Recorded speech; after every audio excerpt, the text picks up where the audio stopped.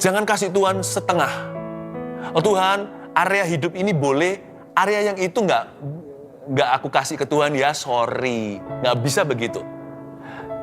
Tuhan berkata kepada kita, hiduplah dengan tidak bercela, itu artinya, bukan berarti kita nggak pernah berbuat salah. Dengan tidak bercela itu artinya, berikan hidupmu seluruhnya kepadanya.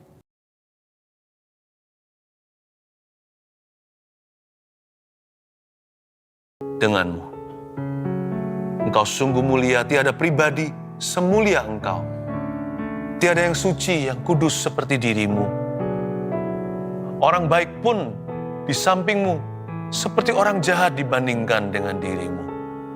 Tuhan, kami semua kain kotor. Hanya engkaulah yang layak untuk terima segala pujian. We love you, Lord Jesus. We love you more and more each day. Karena engkau mengasihi kami dengan kasih yang abadi. Ajari kami untuk mengenalmu. Lebih daripada kami mau tahu, 1, 2, 3, kami harus berbuat apa.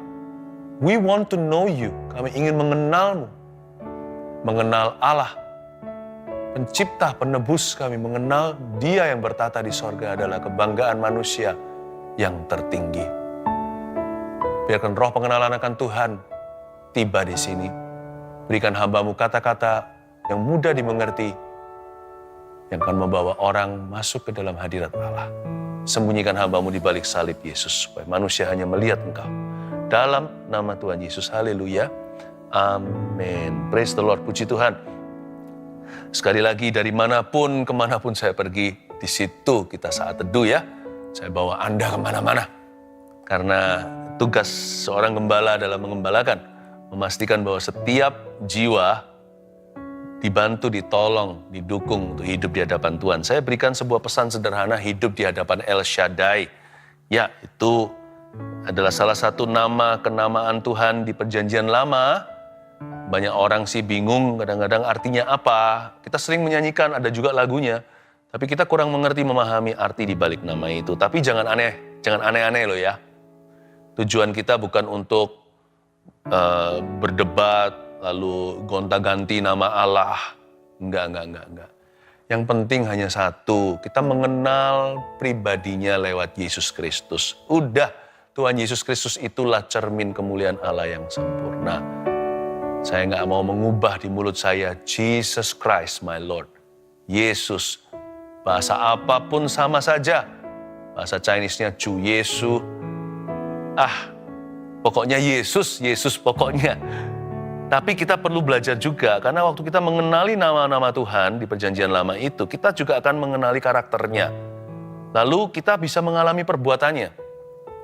Maka kita perlu belajar lagi. Apa arti El Shaddai ini ya? Jadi saya kasih judul Hidup di Hadapan El Shaddai. Buka bersama dengan saya Kejadian pasal 17, ayat yang pertama. Hari-hari ini saya banyak bahas soal Abraham dan banyak soal kejadian ya. Ayat pertama bunyinya gini. Ketika Abram berumur 99 tahun, maka Tuhan menampakkan diri kepada Abram dan berfirman kepadanya, Akulah Allah yang Maha Kuasa, hiduplah di hadapanku dengan tidak bercelah. Jadi ayat 1 dulu berhenti di situ, saya jelaskan. Ketika Abram berumur berapa? 99. Tuhan menampakkan diri kepadanya. Ini bukan pertama kali Tuhan menampakkan diri. Pada waktu Abram umur 75 tahun, dia dengar suara.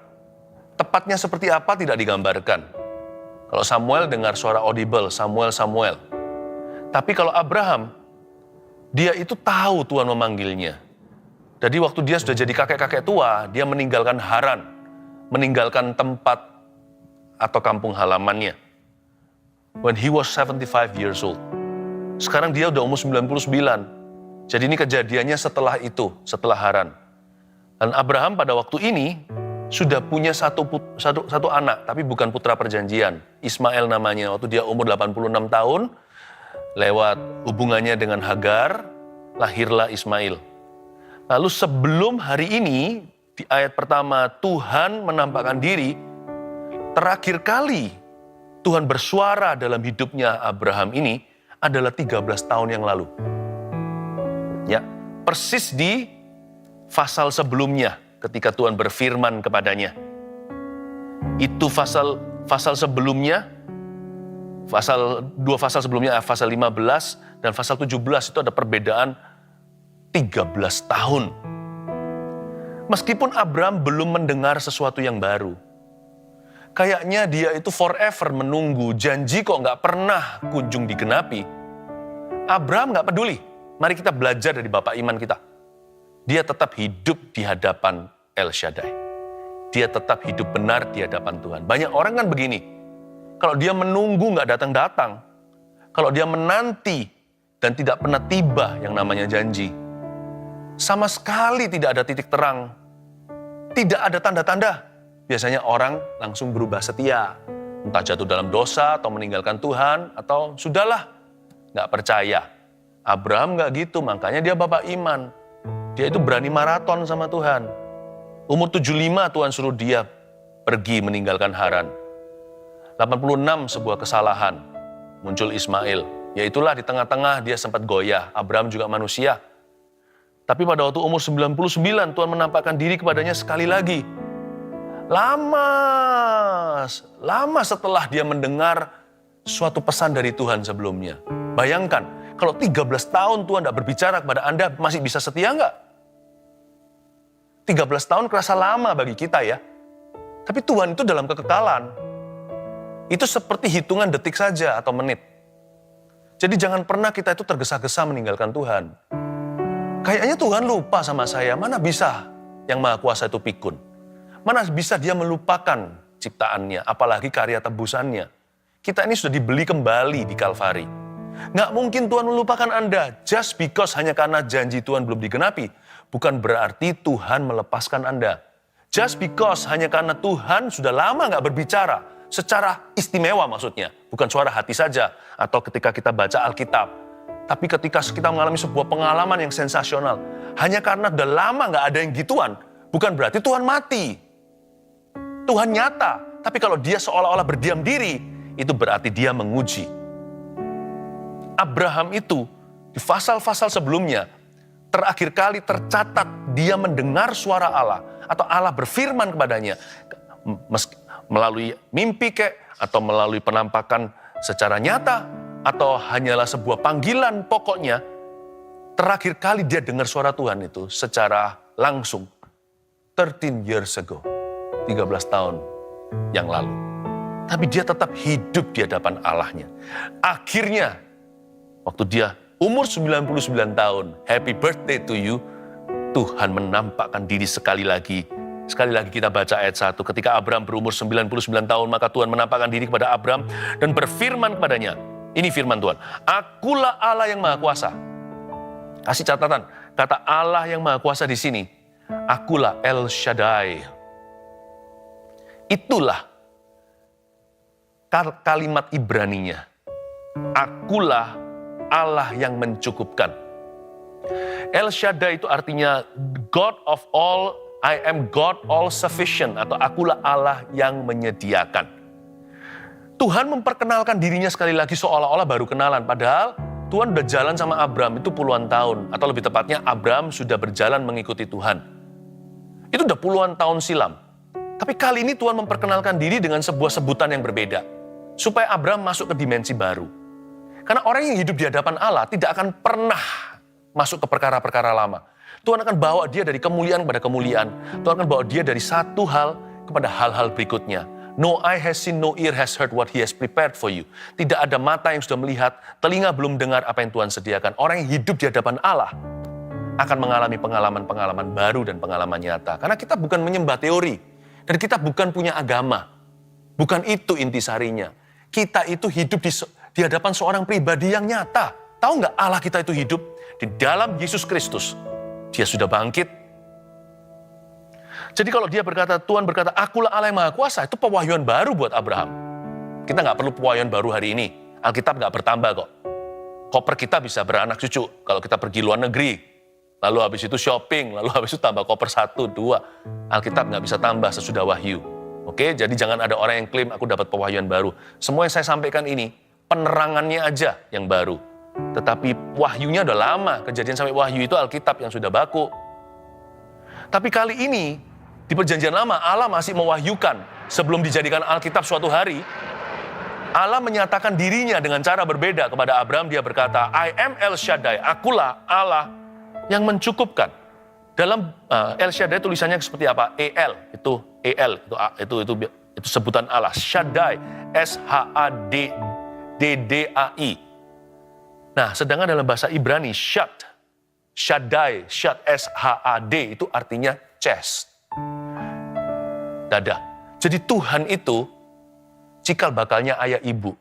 Bukankah manusia diciptakan dalam gambar dan rupa Allah? Bukan hanya laki-laki dan perempuan diciptakannya dalam gambar dan rupanya. Betul kan? Berarti siapa inspirasi kasih ibu? Bapa di sorga. Siapa yang menjadi cikal bakal figur ayah? Ya, our heavenly daddy. Dia disebut El Shaddai, Allah yang mencukupkan. Saya kasih sedikit penjelasan supaya Anda ngerti artinya. Sebelum kita hidup di hadapannya, kita harus tahu kita hidup di hadapan siapa. El itu Allah, Shaddai. Shad itu artinya chest atau dada. Dialah God Almighty. Pernah lihat nggak beruang kalau lawan beruang? Atau beruang lawan beruang ya. Mereka akan berusaha untuk melapangkan dadanya sekuat mungkin untuk mengintimidasi musuh. Karena yang lebih tinggi biasanya ditakuti, atau yang lebih besar, seperti itu. Cowok itu gagah, kalau jalannya itu tegak, jangan bungkuk seperti ini. Ya, apalagi kalau masih muda. Nggak harus kita build-nya besar, nggak harus. Tapi kalau kelihatan seorang laki-laki yang, broad shoulders namanya, atau yang pundaknya itu lebar, lapang gini kan gagah ya, kayaknya ya, yang olahraga. Nah, Tuhan itulah macho, sorgawi. Karena kita kenal dia, karena kita hidup di hadapannya, di hadapan Tuhan, kita punya anshen, kan dalam bahasa Chinese-nya artinya kita punya sense of security atau rasa aman. Orang yang hidup di hadapan Tuhan pasti aman dengan dirinya. Karena damai sejahteranya bukan dari bumi. Dia tahu siapa yang menjaganya. Apalagi kalau orang itu yakin dia adalah biji mata Allah. Orang yang hidup di hadapan El Shaddai itu yang paling tenang. Badai bisa datang, taufan juga. Tapi orang yang hidup di hadapan satu audience, hanya satu penontonnya atau di hadapan satu pribadi, El Shaddai, orang itu tidak akan pernah goyah. Bukan karena imannya besar, tapi karena dia tahu siapa yang menjaganya. Tapi Shad itu juga artinya chest, seperti dada seorang wanita. Tidak ada yang porno dengan hal ini. Disitulah seorang bayi pertama kali merasakan kasih ibu. Dia merasakan cinta itu dari mama. Tuhan itu lembut, bukan hanya macho. He is gentle too. Inspirasi kasih ibu itu dari Tuhan kita. Sebelum mama dan anak punya ari-ari, Tuhan yang ciptakan Adam dan Hawa. Kadang-kadang saya penasaran aja, mereka punya ari-ari atau enggak ya? Karena mereka enggak dari kandungan, langsung diciptakan dari tanah, dihembusi oleh Roh Kudus. Tuhan kita tuh gentle sekali. He's our embracing God. Dia adalah Allah yang memeluk kita, yang meninabobokkan kita, yang menimang-nimang. Sifat keibuan. Sifat keibuan itu dari siapa? Dari Tuhan. Sifat keibuan. Karena itu kalau datang ke Tuhan bukan hanya kita punya figur ayah. Wah, gagah perkasa dia. Hei, gagah perkasa. Bukan hanya gitu. Kenapa orang masuk hadirat Allah ada yang nangis, ada yang terjama, ada yang terharu. Jangan pernah kita ejek mereka, cengeng lu. Orang itu hidup di hadapan Allah, dia ngalami sesuatu. Malah kita harusnya cemburu. Kok kita nggak begitu? Saya nggak mudah nangis orangnya, tapi waktu masuk ke hadirat Tuhan, kena gentleness atau kelemah lembutan Tuhan. Ya ampun, saya ini orangnya keras dahulu kala. Saya langsung hancur luluh, seperti merasakan kasih ibu. Itu artinya Shaddai. Bukan hanya sekedar mencukupkan materi. Sekarang kita mengerti, kalau kita tahu papa kita itu mencintai kita, ayah kita, dia pasti akan provide. Kalau kita punya hubungan yang sehat dengan ayah kandung kita, atau siapa yang jadi pengasuh kita, atau figur bapak dalam hidup ini, kita nggak perlu khawatir. Papa pulang pasti bawa roti, pasti bawa makan. Papa nggak akan biarkan aku kelaparan. Jadi imannya bukan pada berkat, imannya pada pribadi itu. El Shaddai, berarti dia beriman pada sang ayah. My dad will provide for me. Papa aku akan melindungi. Nggak mungkin bisa lama-lama. Kalau tiba-tiba di rumah ada kalajengking gitu. Wah, yang teriak-teriak, yang cari siapa? Papa. Biasanya nggak cari mama. Papa. Kecuali papanya langsung manjat dinding ya, mamanya yang turun tangan. Tapi papa yang dicari. Tapi waktu kita sakit siapa kita? Siapa yang kita cari? Kita cari ibu, ma minta obat. Lalu ditem berapa suhu tubuh, diselimutin, dibikinkan sop. Itu Tuhan semua dalam hidup kita, seperti itu. Ya, karena kita tahu dia itu siapa, El Shaddai, kita hidup di hadapan siapa. Kita nggak takut kekurangan. Dan ketika kita itu rasa gagal, nggak ada yang terima, semua orang nggak suka, rasanya itu gelisah, bete, aduh nggak mau bangun tidur hari ini. Alangkah indahnya cari Tuhan, lebih indah daripada mencari kasih ibu. Karena Tuhan itu sempurna. Cintanya agape itu tiada duanya. El Shaddai. Setiap kali sebut El Shaddai, saya merinding. Saya tahu dialah kasih ayah, kasih ibu yang sempurna dalam hidup saya. Tuhan itu seperti itu. Makanya saya nggak takut kekurangan. Karena saya tahu Bapakku. Saya nggak takut kedinginan. Aku tahu Bapak Sorgawiku, inspirasi kasih ibu. Oh haleluya. Lalu Tuhan berkata, akulah Allah yang Maha Kuasa, I am El Shaddai. Lalu Tuhan langsung kasih PR sama Abraham. Hiduplah di hadapanku dengan tidak bercela, ayat 1. Ini dahsyat loh. Setelah Tuhan mewahyukan dirinya, Tuhan langsung kasih tahu ekspektasinya. Tuhan berkata, akulah Allah yang Maha Kuasa, akulah El Shaddai. Now sekarang, hiduplah di hadapanku ya dengan tidak bercela. Aku nggak mau kamu main agama-agamaan, gitulah kira-kira Tuhan ngomong sama Abraham. Aku mau hubungan yang real. Real relationship. Religions don't amuse God. Agama tidak membuat dia terpesona. Hati yang mencari dia. Itu yang menawan hati Tuhan. Tapi Tuhan berkata gini, hiduplah di hadapanku dengan tidak bercela. Kata dengan tidak bercela di sini. Tidak bercela di sini artinya bukan hanya blameless atau nggak ada cacat. Siapa sih bisa hidup tanpa cacat celah? Buktinya Abraham juga ada. Contohnya Hagar. Dia nggak percaya. Tuhan nggak suruh. Jadi nggak bercela itu nggak ada. Tapi kata dengan tidak bercela itu artinya apa dalam bahasa aslinya? Artinya whole. W-H-O-L-E bahasa Inggrisnya artinya lengkap penuh. Dengan kata lain Tuhan berkata begini, Abraham, akulah El Shaddai-mu. Hiduplah di hadapanku dengan tidak bercela artinya I want all of you. All of you. I want all of you. All of you ini bukan beberapa orang, 5 orang. Abraham 1 orang doang. I want the entire you. Aku mau Abraham seluruh. Jangan kasih Tuhan setengah. Oh Tuhan, area hidup ini boleh, area yang itu nggak aku kasih ke Tuhan ya, sorry. Nggak bisa begitu. Tuhan berkata kepada kita, hiduplah dengan tidak bercela itu artinya, bukan berarti kita nggak pernah berbuat salah.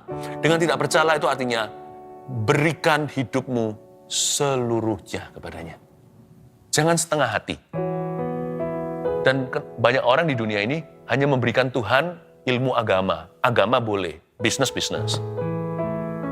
Oh kalau Tuhan ya boleh lah kalau kita bicara soal doa. Pacaran itu biologi. Keputusanku. Ya iman. Tapi kalau orang itu keterlaluan, ya saya balas lah. Nggak masuk akal itu, tampar pipi kanan kasih pipi kiri. Kita nggak memahami maksud Allah di balik itu. Kita langsung hakimi, oh nggak mungkin itu bisa. Kalau kita mengerti maksudnya, kita tahu bahwa itu untuk kebaikan kita. Bukan kebaikan orang itu yang kita tidak balas atau yang kita ingin balas. Bukan, itu kebaikanmu. Hiduplah di hadapan El Shaddai. Jangan seperti bagal atau jangan seperti keledai. Mari saya ajak kita untuk mengerti ini. Hiduplah di hadapanku dengan tidak bercela. Itu bukan berarti tuntutan untuk sempurna. Itu berarti I want all of you. Jangan kasih sebagian dari dirimu. Aku mau seluruhnya dari dirimu.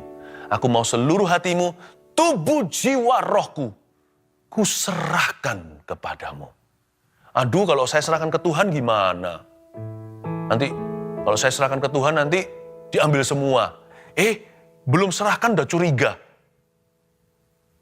Belum percaya sudah menuduh. Nggak boleh begitu. Serahkan ke Tuhan. Masa orang yang menyerahkan nyawanya akan kehilangan nyawanya? Bukankah Tuhan berkata, barang siapa menyerahkan nyawanya untuk aku, untuk firmanku, untuk Injil, dia justru akan memperolehnya, tapi barang siapa mempertahankan nyawanya, dia justru kehilangan nyawanya. Saya serahkan hidup saya semuanya kepada Tuhan. Bukan karena demi jadi pendeta. Itu profesi, itu panggilan kita yang beda-beda. Tapi hati, semua kita panggilannya sama. Dipanggil untuk berikan 100%. 100% kepada Tuhan. Waktu saya berikan kepada Tuhan, coba kalau hari ini saya perhitungan, saya berhutang budi selama-lamanya sama Tuhan. Bukan hanya hutang dosa. Karena saya dulu itu berdosa kepada Tuhan.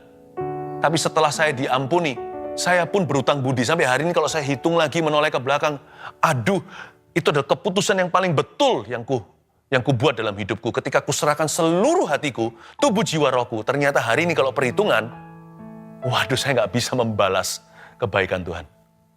Semuanya dari Tuhan. Siapa bilang hidup kita lenyap kalau kita serahkan?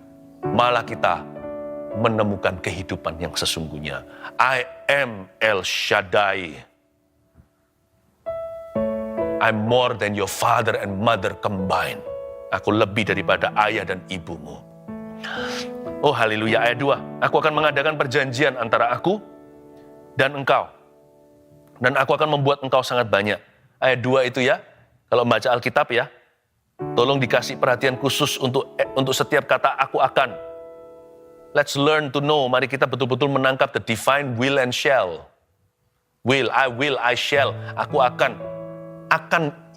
Semua kata-kata akan yang ilahi itu mengandung janji.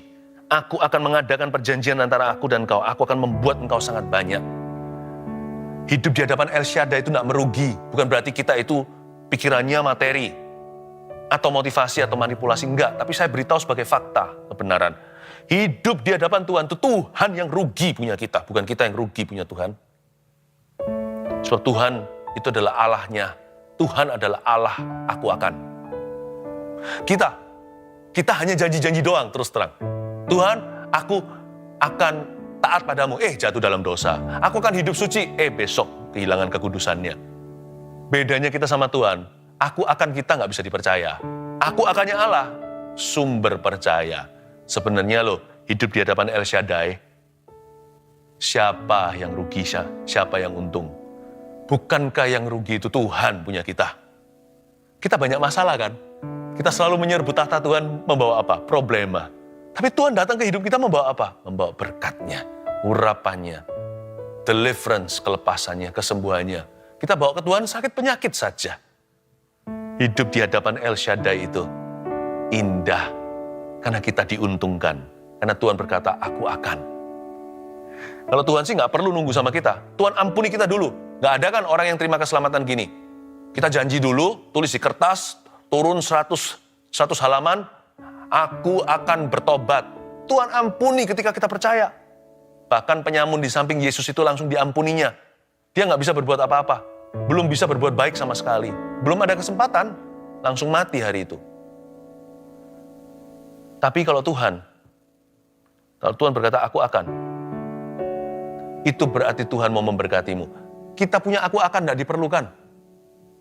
Betapa indahnya ya hidup di hadapan El Shaddai. Di hadapan Tuhan yang menyediakan, Allah yang mencukupkan. Untung loh. Saya anggap goal saya hari ini sharing ini bukan supaya saya memberi Anda tips gimana diberkati atau memberi Anda tips bagaimana jadi orang lebih baik, enggak.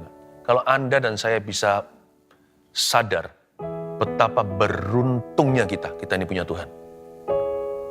Sudah cukup, tercapai sudah tujuan daripada sharing ini. Hidup di hadapan El Shaddai, it's your blessing, itu untungmu dan untungku. Jangan lepaskan dia. Kalau sesuatu itu super berharga, jangan lepaskan. Cowok kejar cewek, udah dapat jadi girlfriendnya, tunangannya dipegang betul-betul, jangan sampai nanti direbut orang. Apalagi Tuhan, manusia itu gak sempurna kasihnya. Manusia itu juga akan menua. Tapi Tuhan yang kekal itu jangan dilepaskan. Jangan dikit-dikit ngancam meninggalkan Tuhan. Hidup di hadapan El Shaddai, itu adalah posisi privilege atau sebuah kedudukan istimewa. Please jangan lepaskan sampai kapanpun. Catat ini, jangan lepaskan sampai mati. Itulah hartamu sesungguhnya. Ayat 3, lalu sujudlah Abram dan Allah berfirman kepadanya, dari pihakku, inilah perjanjianku dengan engkau. Engkau akan menjadi bapa sejumlah besar bangsa. Karena itu namamu bukan lagi Abram, melainkan Abraham, karena engkau telah kutetapkan menjadi bapa sejumlah besar bangsa. Ayat 4, dari pihakku. Sebuah perjanjian itu kan dua sisi. Dari sisinya Tuhan nih, dari pihak saya kata Tuhan, inilah perjanjianku dengan engkau. Engkau akan menjadi bla bla bla. Ya. Lalu lihat ayat 6. Aku akan membuat engkau beranak cucu sangat banyak. Engkau akan kubuat menjadi bangsa-bangsa. Dan daripadamu, garis bawah ini, akan berasal raja-raja. Kenapa digaris bawahi? Karena ini pertama kali muncul di kitab Kejadian di Alkitab. Daripadamu akan berasal raja-raja. Sebelumnya, Abram hanya menerima janji soal keturunan, bahwa dia akan punya seorang anak. Atau plus satu lagi, Tuhan berjanji memberi dia tanah perjanjian atau sebuah negeri. Belum pernah terucapkan dari keturunan Abraham akan berasal raja-raja. Maksud saya apa? Kalau kita itu berani menanti dengan setia, nanti janji Tuhan itu digenapi dengan bunga-bunganya. Tuhan itu nggak pernah berutang sama manusia. Sekarang sama Tuhan di-upgrade. Ya, kalau di ekonomi nggak mengeluh, nanti di-upgrade sama Tuhan ke level berikutnya. Sekarang muncul kata akan berasal raja-raja, saya dapatkan sebelum pasal 17, nggak ada. Aku akan mengadakan perjanjian antara aku dengan engkau serta keturunanmu, turun-temurun menjadi perjanjian yang kekal, supaya aku menjadi Allahmu dan Allah keturunanmu. Ini pun nggak ada. Garis bawahi. Perjanjian antara aku dan engkau serta keturunanmu turun-temurun menjadi perjanjian yang kekal itu nggak pernah ada bunyi begitu sebelum pasal 17. Saya rasa ini sudah beda nih sekarang liganya. Ini sudah naik kelas. Karena Abram 13 tahun diuji Tuhan lewat silence. Silence is golden, people say. Orang berkata diam itu emas. Tapi kalau diam itu kita di bagian sisi yang perlu kepastian, diam itu adalah penyiksaan. Kalau kita didiamkan sorga 13 tahun itu gimana rasanya? Tapi karena Abram setia, di-upgrade sama Tuhan. Tuhan berkata, gini Abram, 13 tahun lalu aku bilang akan memberimu keturunan dan memberimu negeri. Aku tambahi. Dari bawah itu nanti akan muncul raja-raja. Dan kujadikan perjanjian kekal dan keturunanmu turun-temurun. Wow, luar biasa. Hidup di hadapan El Shaddai itu cuma hanya satu jalan. Jalan menanti tentunya ya. Alamatnya ini dicatat baik-baik. Kadang-kadang alamat itu bukan berkat. Alamatnya itu adalah sabar. Sabar dulu. Tapi kalau orang hidup di hadapan El Shaddai, Allah yang mencukupkan, ujung-ujungnya itu pasti upgrade. Di-upgrade sama Tuhan. Kepadamu dan kepada keturunanmu kuberikan negeri ini yang kau diami sebagai orang asing, ayat 8. Yakni seluruh tanah Kanaan akan kuberikan menjadi milikmu untuk selama-lamanya dan aku akan menjadi Allah mereka. Ini yang saya sebut fulfillment with interest. Full blown interest. Ini namanya penggenapan janji dengan bunga yang menjadi-jadi. Enak kita lihat gini, kita bangga kan, kita senang. Tapi Abraham yang jalani 13 tahun, sepi. Silent night, holy night sungguhan itu, malam sunyi senyap. Percayalah, kalau Tuhan mengujimu, Tuhan tidak berutang padamu. Allah kita itu maha serius kalau bicara soal rencananya dalam kehidupan anak-anaknya. Alkitab mengatakan dengan jelas di sini, dari pihakku inilah perjanjianku. Berarti Tuhan itu serius. Nah, kita harus serius juga. Serius bukan berarti nggak punya selera humor. Maksud saya serius itu komitmen. Ayat 9. Lagi firman Allah kepada Abram, dari pihakmu. Nah, sekarang dari pihak kita nih. Dari pihakmu engkau harus memegang perjanjianku. Engkau dan keturunanmu turun-temurun. Jangan hanya suruh Tuhan yang serius, kita juga harus serius. Jangan bertepuk sebelah tangan dengan Tuhan. Bahkan tepuk sebelah tangan nggak bisa dalam pernikahan, apalagi sama Tuhan. Kita harus meresponi, ulangi lagi, meresponi. Katakan dalam hatimu, aku harus meresponi Tuhan. Karena Tuhan sekalipun sudah mati di Kalvari, kalau orang tidak terima Yesus, dia tetap mati. Tetap kalau dia mati di luar Tuhan, dia binasa. Bahasa anak kecilnya masuk neraka. Tetap, sekalipun Tuhan sudah mati untuk dia, sekalipun Tuhan sudah mencucurkan darahnya, orang itu tetap binasa. Nggak bisa bertepuk sebelah tangan. Meskipun Tuhanlah maha setia, ketika kita nggak setia, dia jemput kita. Yang lalu-lalu, saya pernah juga di saat teduh ajarkan kan, bukan karena Abraham itu sempurna, Tuhan itu yang jemput dia berkali-kali dari kesalahan. Agarlah, waktu dia ke Mesir lah. Kalau bukan Tuhan, janji itu nggak bisa bertahan. Janji itu bertahan karena lawyernya adalah Tuhan, karena Tuhanlah pembelanya. Kalau dari Abraham udah gagal total, sama seperti kita. Namun demikian, diperlukan respon hati dari kita. Kita harus meresponi dari pihakmu, engkau harus memegang perjanjianku. Inilah perjanjianku, ayat 10 yang harus kamu pegang. Perjanjian antara aku dan kamu serta keturunanmu. Yaitu setiap laki-laki di antara kamu harus disunat. Ini perjanjian lama ya. Sunat ini lahiriah secara badan, sungguhan. Anak laki-laki harus disunat. Haruslah dikerat kulit katanmu. Dan itulah yang akan menjadi tanda perjanjian antara aku dan kamu. Anak yang berumur 8 hari haruslah disunat. Yakni setiap laki-laki di antara kamu turun-temurun, baik yang lahir di rumahmu, maupun yang dibeli dengan uang dari salah seorang asing, tetapi tidak termasuk keturunanmu. Berhenti di situ, saya jelaskan ini ya. Dari sisinya Abraham zaman itu, ada hukum sunat namanya, perjanjian sunat, circumcision. Itu menunjukkan keseriusan Abraham dan seluruh rumah tangganya, dan suku Yahudi nantinya. Kenapa sunat? Karena saya mikir ini ya, ini bukan sesuatu yang tabu untuk dibicarakan, tapi sesuatu pewahyuan yang perlu kita tahu. Karena saya mikir, kenapa sunat ya? Kenapa kok nggak ditok gitu di mananya, badannya, atau ditato di lengannya lah, atau gimana? Kenapa sunat? Saya beritahu terlebih dahulu, itu adalah bagian intim manusia. Itu adalah alat reproduksi, di mana dari situ cikal bakal bayi, hubungan yang paling dekat dalam pernikahan suami istri, itu di situ semuanya. Tuhan hendak mengatakan kepada kita, kalau mau jadi umat pilihanku, mau hidup di hadapan El Shaddai, mau betul-betul mengalami pekerjaan Tuhan, pastikan jangan main-main dengan kekudusan. Saya kasih 2 poin sederhana. Ini adalah bagian kita menunjukkan keseriusan kita yang hidup di hadapan Tuhan. Dari sisi Tuhan udah gak usah diuji. Tuhan tuh serius sekali dari sisi kita sekarang. Poin ke-1, jangan percaya pada daging. Tulis itu. Jangan percaya pada daging. Maksudnya apa? Jangan percaya pada kedagingan. Oh, aku ini fasilida kok. Pasti sukses nanti jadi orang. Yang rendah hati, bukan gagah perkasa, tapi Roh Kudus yang bekerja melaluimu. Oh, aku pintar, gelarku banyak. Jangan-jangan nanti yang tidak bergelar, yang dapat pekerjaan, Anda akan gigit jari. Nggak tentu. Oh, aku cakep, pasti dapat jodoh. Tapi nggak punya kecantikan batiniah. Mana-mana mengeluh. Nanti yang terakhir menikah. Nggak tentu. Jangan percaya pada daging. Soalnya kita, orang-orang Yahudi, umat pilihan Allah ini sudah dicacati. Sengaja dicacatkan di area kebanggaan. Disitulah Tuhan memberikan kegagahan seorang pria. Disitulah cikal bakal keturunannya yang menjadi kebanggaannya.